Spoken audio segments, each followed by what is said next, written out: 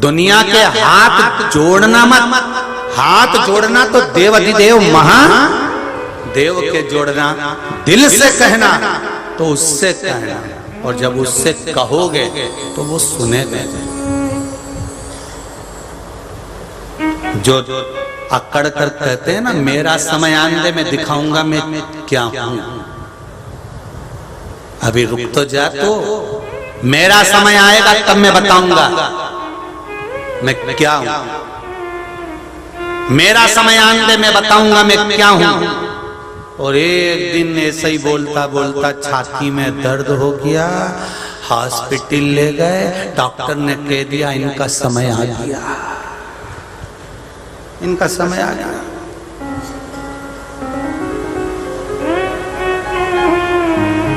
Doctor कह दिया अब समय आ गया।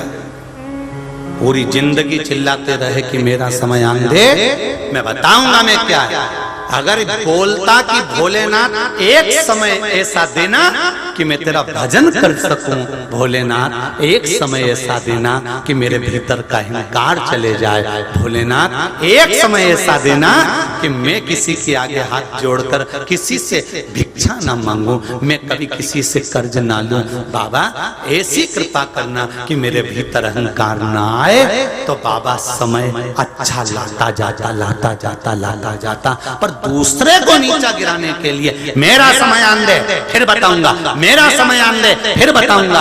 और मालूम पड़े वो समय हॉस्पिटल में आ गया और डॉक्टर ने कह दिया अब घर ले जाओ, समय आ गया इनका। फिर क्या मतलब था ऐसा समय? भगवान से कहो तू काल अधिपति है।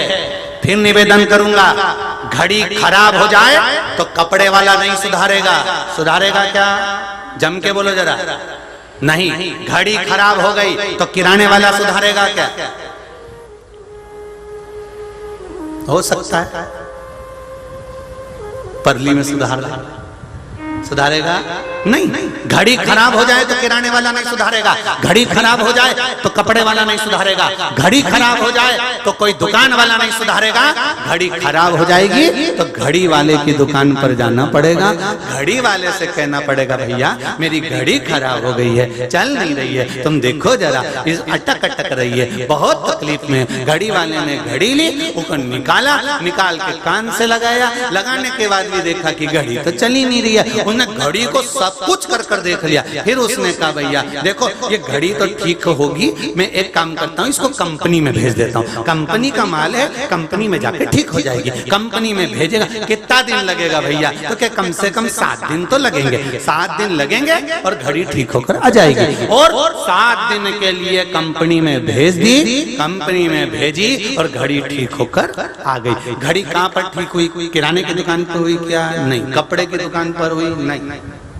मोबाइल की दुकान पर नहीं, घड़ी की दुकान पर घड़ी ठीक हुई है। उसी तरह शंकर जी का एक नाम महाकाल है। काल का मतलब होता है घड़ी, समय, पल, उसको काल अधिपति कहते हैं। समय किसने बनाया? शिव जी ने। पल किसने बनाया? शंकर भगवान ने। ये महीना, नक्षत्र, पल, घड़ी, समय, ये सब शंकर भगवान ने बनाया। किसी भी पुराण को उठाकर देख लेना, किसी पुराण में तुमको नहीं मिलेगा कि पल किसने बनाया, घड़ी किसने बनाई, नक्षत्र किसने बनाया, तिथि किसने बनाई, बार किसने बनाए, दिन किसने बनाए। सारी पुराण उठाकर देखना, केवल शिव महापुराण में मिलेगा कि समय शिव जी ने बनाया, पल शिव जी ने बनाया, नक्षत्र शिव जी ने बनाया, सब कुछ शंकर भगवान ने बनाया। तो ये पल, समय, घड़ी, काल सब शंकर भगवान ने बनाया है। तो फिर घड़ी सुधरेगी कहाँ?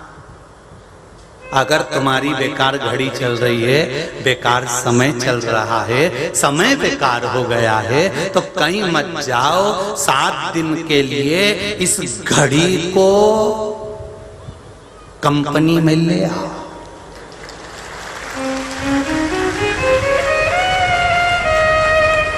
सात दिन के लिए इस घड़ी को, घड़ी मतलब शरीर, इसी का शरीर का सही समय नहीं चल रहा है, ठोकर लग गई गिर गए, कुर्सी का पाया टूट गया गिर गए, बाथरूम में जा रहे थे गिर गए, एक्सीडेंट हो गया, ना जाने ऐसा कैसा समय चल रहा है, पंडित जी जरा देख कर बताओ। पंडित जी ने कहा ये करो वो करो सब ठीक होगा, पर समय फिर भी ठीक नहीं हुआ। हमने पंडित जी के भोजन कराया, कन्या भोज करवाया, भंडारा करवाया, सब कुछ करा, उसके बाद भी हमारा समय ठीक नहीं हो रहा। हमने तो पितरों के नाम पर पिंडदान भी कर दिया, हमने तो ये भी कर दिया, हमने तो वो भी कर दिया, सबके पास बहुत लंबी लिस्ट है कि हमने क्या क्या करा, तो भी हमारा समय ठीक नहीं आ रहा। तब निवेदन है, अभी तक घड़ी तुमने किराने की दुकान पर सुधरवाई थी, अभी तक घड़ी तुमने कपड़े वाले की दुकान पर सुधरवाई थी, तुमने अभी तक घड़ी कंपनी में नहीं भेजी थी। अभी शरीर को शिव महापुराण की कथा में लेकर बैठ जाओ, 7 दिन में ऐसी घड़ी सुधारेगा कि 3 महीने में पता चल जाएगा कि घड़ी ठीक है कि नहीं है,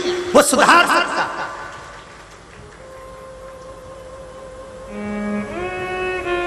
घड़ी सुधारने की जवाबदारी उसकी है,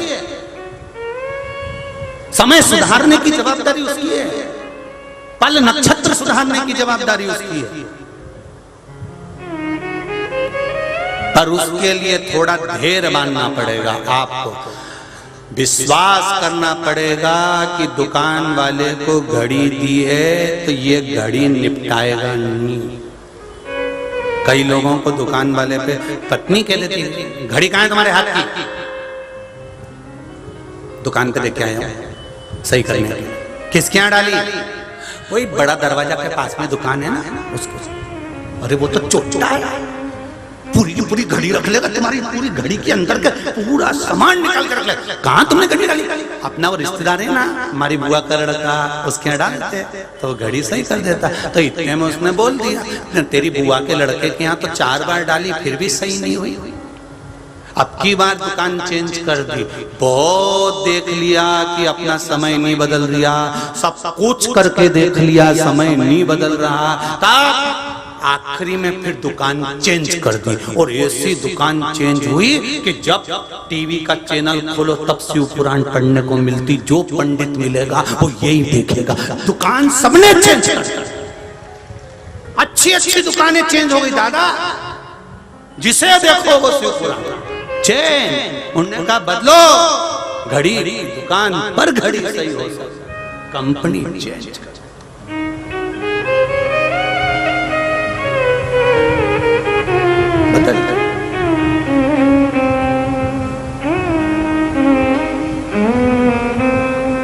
जितने भी लोग इस कथा को सुन रहे हैं, धूप में खड़े हैं,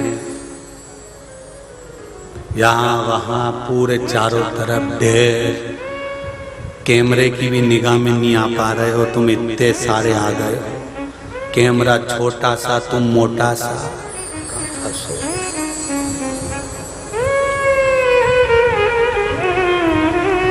पर चिंता मत करना, कोई बात नहीं, कंपनी में आ गए हो तो ठीक होकर तो जाओगे, ये पक्का है, ठीक होकर तो जाओगे, ये निश्चित है। करुणा करिए, शिव महापुराण की कथा कहते हैं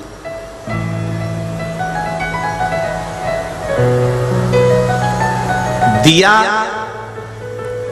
दीप सोने का है कि मिट्टी का है उसका कोई फर्क नहीं पड़ता। दीपक सोने का है कि मिट्टी का है उसका कोई फर्क नहीं पड़ता।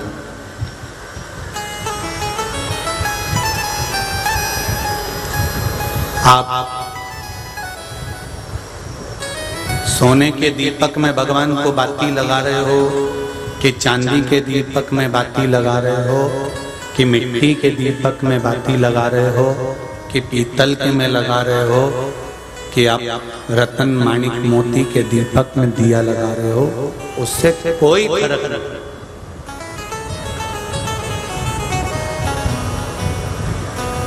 फर्क ये पड़ता है कि दीपक में जो बाती लगाई गई उससे प्रकाश कितना। हम चांदी का दिया लगाते हैं गुरुजी, कैसा होता है? हम पीतल का दिया लगाते हैं गुरुजी, कैसा होता है?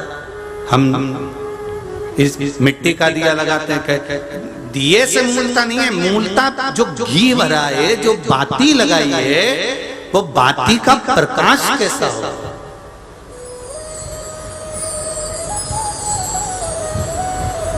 वो बाती का प्रकाश कितना, वो बाती के प्रकाश का क्या मूलता।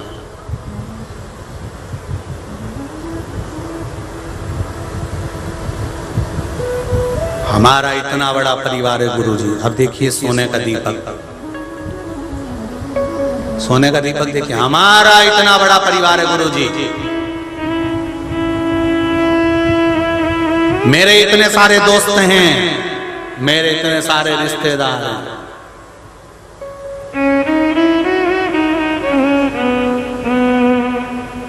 ठीक है, ये सब सोने के दीपक है। प्रकाश किसका कर रहे हैं? जब आपका दुख का समय आया, जब आपका घड़ी पल बेकार आया, समय बेकार आया, तो आपके रिश्तेदारों ने, आपके कुटुंब ने आपको 2-2, 5-5 लाख रुपए लाके दिए क्या? बोलो तो जरा जम के। किसी रिश्तेदार ने आकर कहा, नहीं साहब हम तुम्हारे को पूरी दुकान डलवा देते हैं, तुम 1 रुपया वापिस मत करना, तुम्हारी दुकान में माल भी हम भरेंगे, जमीन भी हमारी, जगह भी हमारी, माल भी हमारा। क्या रिश्तेदारों के पास में धन नहीं था क्या? खूब था। संपदा नहीं थी क्या? खूब थी।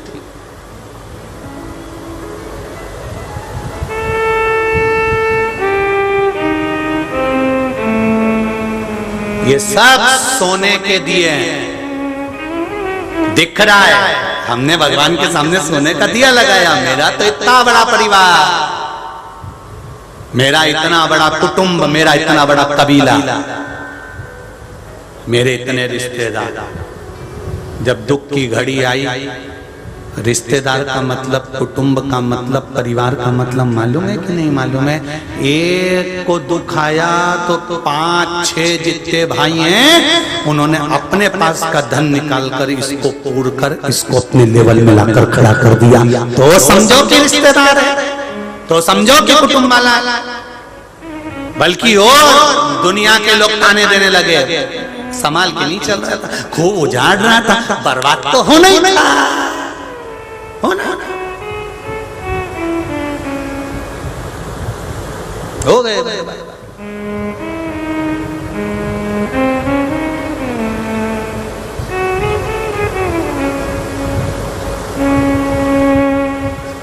अच्छे समय में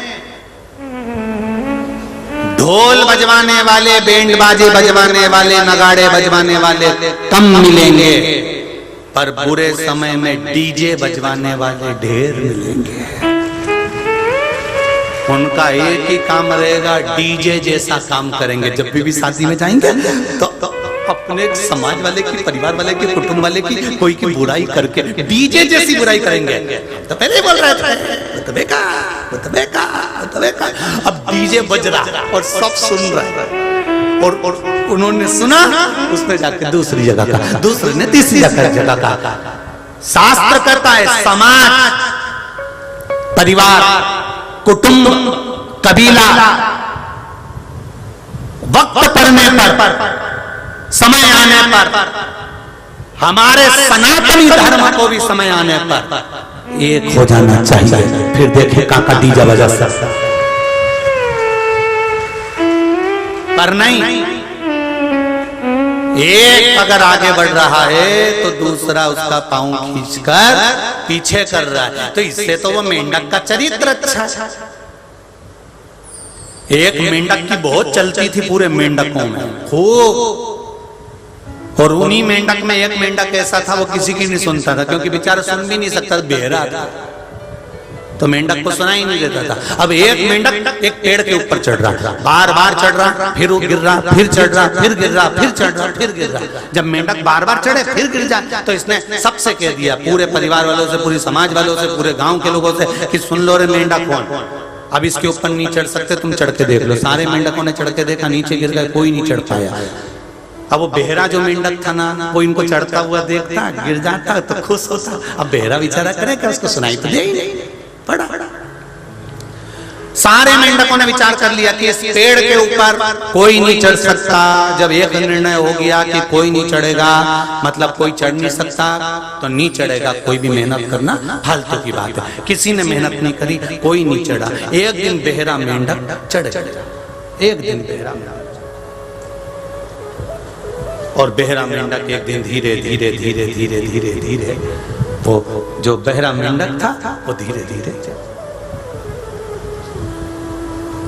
अब बेहरा मेंढक जब चढ़ा तो पहले गिरा, फिर चढ़ा, फिर गिरा, फिर चढ़ा, फिर गिरा, फिर चढ़ा। और जब आखिरी में बेहरा मेंढक ऊपर पेड़ पे चढ़ गया तो पूरे मेंढकों ने विचार करा कि गजब काम कर गया, ये ऊपर कैसे चढ़ गया। तो उसने पूछा कि तू ऊपर कैसे चढ़ा, तो उसने कह दिया कि मुझे किसी की आवाज सुनाई नहीं दी। लोग कह रहे थे गिर जाएगा, गिर जाएगा, मत चढ़, मत चढ़, मत चढ़। ये आवाज जिसको सुनाई देती है वो कभी मंजिल तक नहीं चढ़ पाता। चढ़ता वही है जो सुनता ही नहीं है और चढ़ गया, सुनाई नहीं, चढ़ गया, उसको कोई शिव कथा यही है।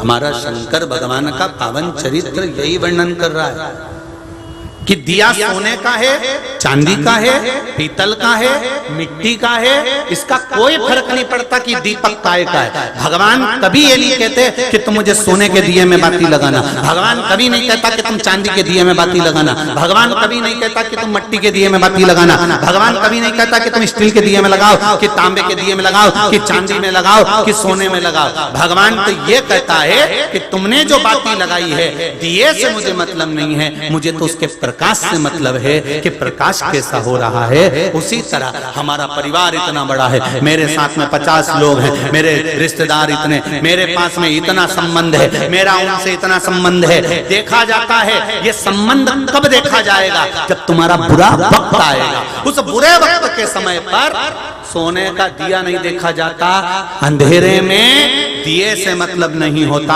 अंधेरे में प्रकाश से मतलब होता है। उसी तरह शिव महापुराण की कथा कहती है बुरे समय में मित्र, परिवार, कुटुंब, कबीला कैसा है, ये बुरे वक्त में अंधेरे में मालूम पड़ता है कि प्रकाश कितना है। सोना और चांदी से दीप का महत्व नहीं, सोने चांदी से दीप की महत्वता नहीं,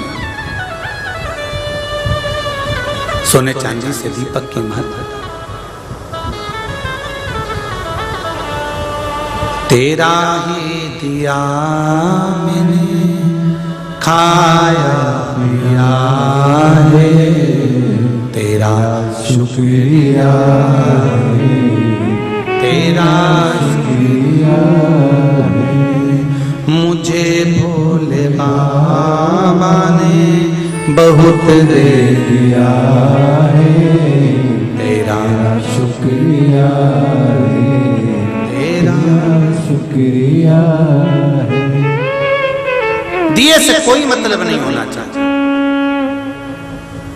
समाज में, परिवार में, कुटुंब में, अपने गांवों में, अपने नगर में, अपने खेड़े में, अपने क्षेत्र में हमें ये नहीं देखना कि कौन बुरा कौन अच्छा। हमें तो ये देखकर चलना चाहिए कि कौन भगवान की भक्ति में लगा है, कौन सनातन धर्म के उत्थान में लगा हुआ है, कौन भगवान की अविरल भक्ति का आनंद कर रहा है।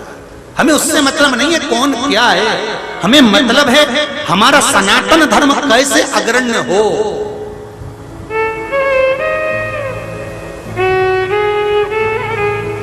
हम कैसे भगवान की भक्ति करें। मंथन के समय पर, जिस समय पर देवता और राक्षसों ने मिलकर मंथन किया, शेषनाग की नेति बनाकर सुमेरु पर्वत का रई बनाकर जब मंथन करना प्रारंभ करा, उस मंथन में सबसे पहले निकला था विष। विष के पहले भी निकली थी गौ माता, विष दूसरे नंबर पर, पहले निकली है गाय, और एक गाय नहीं निकली थी, 5 गाय निकली थी। कितनी गाय निकली हैं? 5। नंदा, सुभद्रा, सुरभि, सुशीला और बरुला, ये 5 गाय निकली जिनको कामधेनु कहा गया। 5 गौ माता विष निकलने के पहले प्रकट हो गई। कारण क्या है? जब विष निकलना ही था तो गाय को प्रकट करने की क्या जरूरत थी? मंथन में, समुद्र मंथन में गौ माता को प्रकट करने की जरूरत क्या थी? क्योंकि भगवान को मालूम है कि विष निकलेगा, जो पिएगा उसका कंठ जलेगा, कंठ की जलन को अगर कोई रोक सकता है तो गौ माता का दूध रोक सकता है,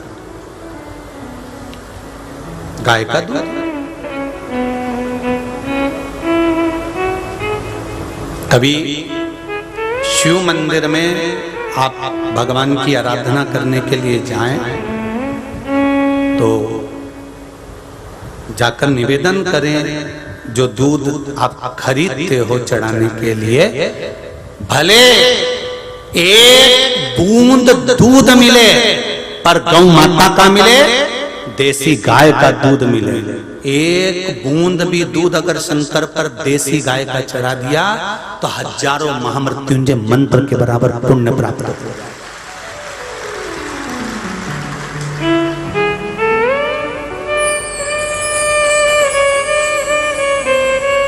एक बूंद चढ़ाओ, ज्यादा नहीं है ना सामर्थ्यता, थोड़ा चढ़ाओ, पर उतना आपके दिल से, अपने हृदय से, अपनी चित्त से, अपनी वृत्ति से चढ़ना चाहिए, मन से चढ़ना चाहिए।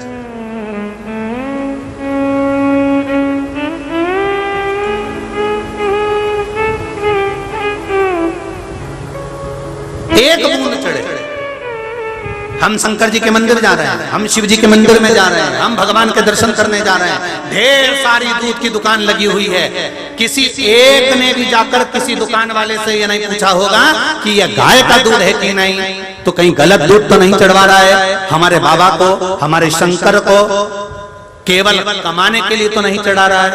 नहीं तो तू कमा तो लेगा, हमारा भी जीवन नाश हो रहा है और तेरा भी जीवन नाश हो रहा है। थोड़ा सा भले उसमें, आपको कथा में कहा था कि दूध में पानी नहीं, पानी में, जम के बोलो जरा, पानी में दूध हो। हमारे शंकर जी को ये जरूरी नहीं है कि हम 100 लीटर दूध भगवान शंकर को चढ़ाएंगे। अब वो 100 लीटर कौन सा दूध चढ़ाया तुमने, कहां से लेकर आए, कैसा लेकर आए? एक बूंद चढ़ाते पर देसी गाय का, और जाओ और जितनी दुकानें दूध की होती हैं शंकर भगवान को चढ़ाने वाली, उन सारे दुकान वालों को जो अपने गांव में, अपने नगर में, अपने खेड़े में, अपने क्षेत्र में जो गौशाला होती है, उन गौशाला में जाकर निवेदन करना चाहिए, साहब आप अच्छी अच्छी गाय पालिए, उन गाय का दूध हमारी दुकान पर लाकर बेचिए, हम उस दूध को शंकर जी के लिए बेचेंगे, आपकी गौशाला भी चलेगी, आपकी गाय का उत्थान भी होगा और गौ माता का आनंद भी होगा। पर हमने कभी नहीं सोचा कि गाय को, जो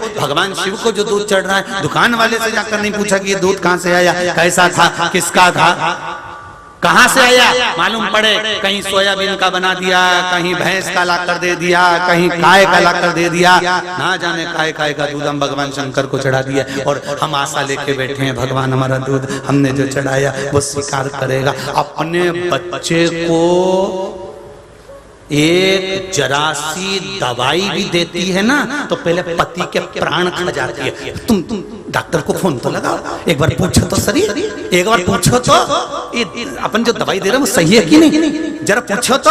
डॉक्टर ने दवाई लिखी, उसके बाद भी मेडिकल वाले को बताई, मेडिकल वाले से दवाई लेकर आया, फिर वापिस डॉक्टर को दिखाई, देखो डॉक्टर साहब दवाई यही है क्या, तुमने जो लिखी वही दवाई है क्या, हाँ साहब यही दवाई है। डॉक्टर ने कह दिया नहीं साहब ये दवाई नहीं है, तो तुमने वो वापिस कर दी। हमें तो वही दवाई चाहिए जो डॉक्टर ने लिखी है। क्यों? क्योंकि हम उस कंपनी की खाएंगे, उस डॉक्टर की दी हुई खाएंगे तो हमारा रोग जल्दी मिट जाएगा। उसी तरह हम शंकर को एक बूंद भी अगर गाय का दूध चढ़ाएंगे तो हमारा दुख कट जाएगा। ये निश्चित है, ये निश्चित था।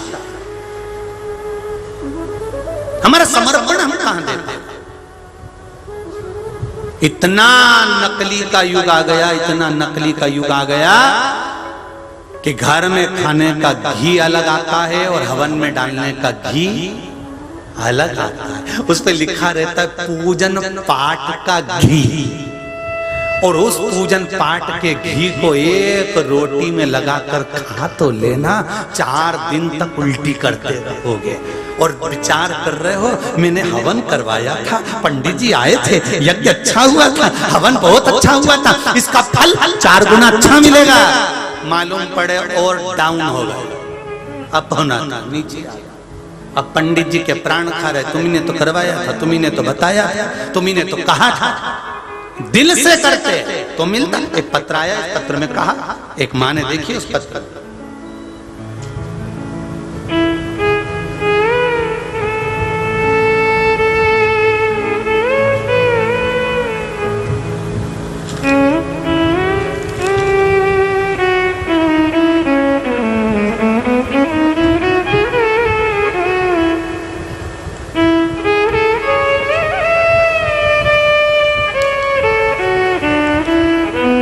मैं भाग्यश्री गरुण औरंगाबाद से आई, कहीं बैठी हो तो हाथ हिलाइए। आप ही हैं? दोनों हाथ हिला दो एक बार। श्री शिवाय नमस्तुभ्यम, हाथ हिलाइए इस तरह से। श्री शिवाय नमस्तुभ्यम। माता जी आई हैं आपके साथ में? जी, स्वस्थ हो आप? गुरुदेव, मेरी माँ को माड़ी में गांठ हो गई थी, उसे डॉक्टर ने निकाल दिया था। निकालने के बाद गड्ढा हो गया और उसी के बाजू में एक गांठ और हो गई। फिर उस गठान को भी निकाल दिया गुरुदेव। फिर वापिस तीसरी बार उसके ही पास में फिर एक गांठ हो गई, नारियल जैसी बड़ी से बड़ी गांठ हो गई गुरुदेव। हमने सोचा डॉक्टर से बार बार गठान निकलवा रहे हैं, अम्मा की तबीयत भी, माता भी उम्र वाली हैं, उनके स्वास्थ्य खराब हो रहा है। डॉक्टर को दिखाया तो उन्होंने कहा फिर वापस ऑपरेशन करना पड़ेगा, लाखों का खर्चा पहले कर चुके थे, फिर एक ऑपरेशन का बोल दिया। फिर हमने टीवी पर पशुपति व्रत को सुना और पशुपति व्रत किया। 1 लोटा जल 1 बेलपत्र का प्रयोग करना प्रारंभ करा। गुरुदेव बाबा की कृपा से गांठ कहाँ चली गई मालूम ही नहीं पड़ पाया। मेरे साथ में मेरी माता भी आई हैं जो ठीक होकर यहाँ आई हैं साथ में। हाथ हिलाइएगा। हर हर महादेव। विराजी श्री शिवाय नमस्ते। शिव आराधना ही बोलना है। देव जरा माइक जल्दी जल्दी।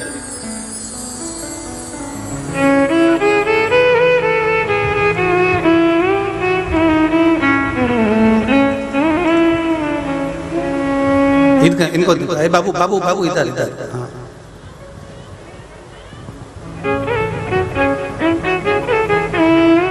हाँ बाबू। श्री शिवाय। श्री क्षेत्र परली वैजनाथ में देवभूमि में गुरुदेव को कोटि कोटि प्रणाम। गुरुदेव, मेरा दिसंबर 2006 में बाईपास हुआ। 21 साल के बाद मैंने पूना में एंजियोग्राफी किया। पूना का डॉक्टर बोला आपको पुनः बाईपास करना पड़ेगा। मैंने 4 महीने से बेलपत्री चढ़ाया, अक्षत चढ़ाया। तो मैं बाद में हैदराबाद में एंजियोग्राफी किया तो हैदराबाद का डॉक्टर बोला आपको कोई भी बाईपास करना नहीं पड़ेगा, एक गोली चालू करो।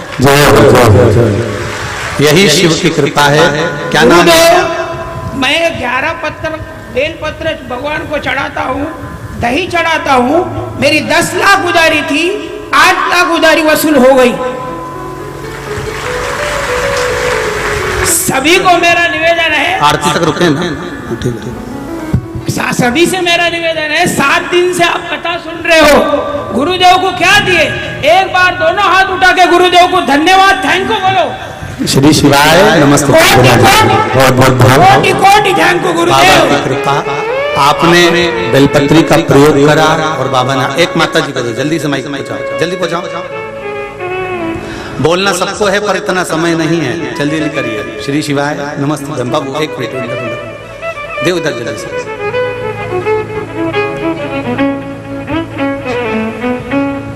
श्री शिवाय नमस्ते। श्री शिवाय नमस्तुभ्यम। गुरुजी कोटि कोटि प्रणाम। मैं 2021 में मेरे को कोरोना हुआ था। मैं इतनी बीमार हो गई कि मेरे बच्चों को बोला आखिरी मुंह देख लो, आपकी मम्मी अब नहीं बचेंगी, और पैसे की भी बहुत किल्लत थी, लेकिन मेरे भोलेनाथ ने मुझे बचाया और पैसे भी कहाँ से आए पता नहीं चला। और मैं अब ये अरदास करने आई हूँ कि भगवान मेरे बच्चों का इतना हाथ पकड़े कि मैं भी एक दिन शिव पुराण की कथा करूं। श्री शिवाय नमस्तुभ्यम। बस बाबा ने सुन लिया, बाबा है तो सब है। बेटी बेटी बाबा की कृपा है, आनंद के साथ भाव के साथ श्री शिवाय। बहुत सारे लोग बोलने वाले बाबू, चल पहुंचाओ एक माइक, जल्दी पहुंचाओ, भैया के पास भेजो, जल्दी जल्दी एक दूसरे को ट्रांसफर करते जाओ माइक माइक। हाँ पहुंचाइए जल्दी जल्दी जल्दी दो। शंभो शरणे मांगू घड़ी रे, दुख काटो दया करी श्री शिवाय नमस्तुभ्यम।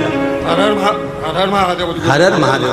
गुरुजी मैं महाराष्ट्र पुलिस से हूँ, बुल्ढाना डिस्ट्रिक्ट से आया हूँ 2.5 साल से, 2.5 किलोमीटर से। 3 दिन से कथा सुन रहा हूँ सर। आज मैंने 16 जन मेरे परिवार के लेकर आया हूँ और आने में लेट हो गया हो, तो आपके दर्शन नहीं हो रहे थे करके मैं ये जो चप्पल रखी है वहाँ बैठा हो, आपका कोई लाइनमैन वाला आया, उन्होंने बोला कि वायर कटा है, और मैंने जैसे ही हाथ लगा मुझे करंट लगा, लेकिन कुछ हुआ नहीं।